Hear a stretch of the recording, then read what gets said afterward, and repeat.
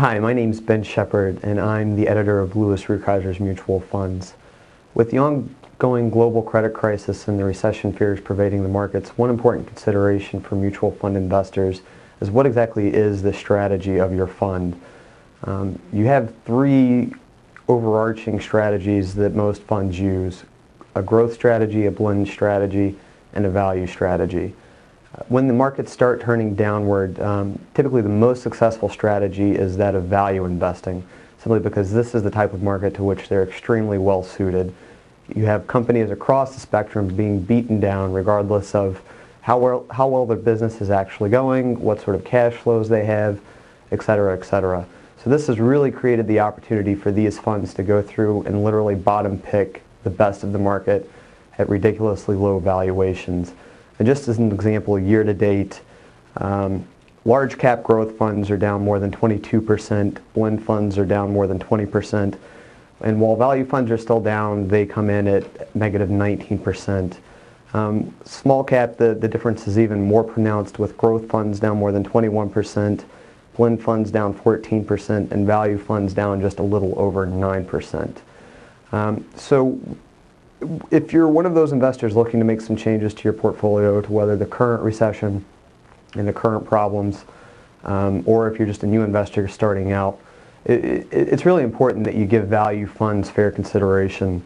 One in particular that I like is the JNS Mid-Cap Value Fund, JNCVX.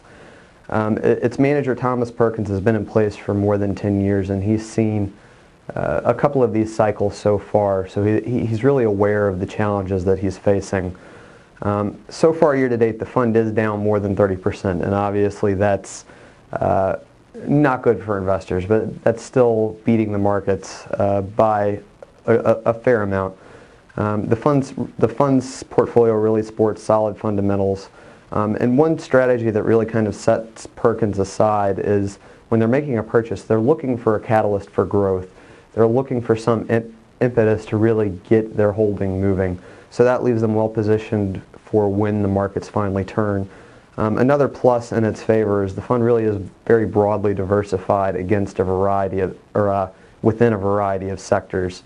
One other fund that's fairly interesting is the Parnassus Equity Income Fund, PRBLX.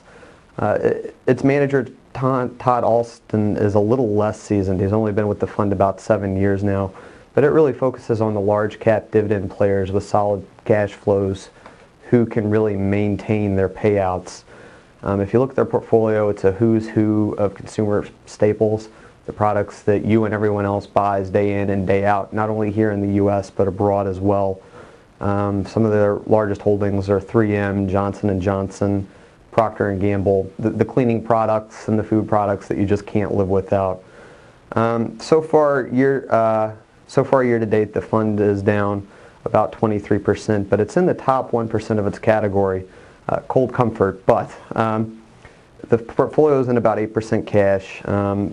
Alston's really looking for the opportunities, and he wants to have the money available to be able to jump on them.